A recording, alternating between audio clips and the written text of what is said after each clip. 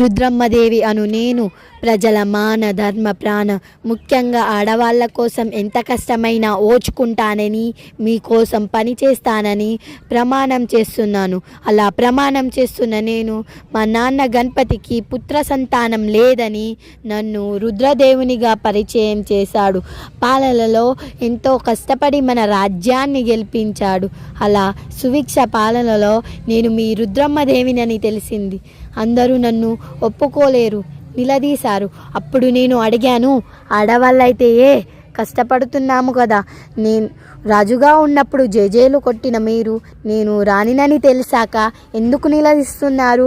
నేను భయపడలేను, నేను జయించాను.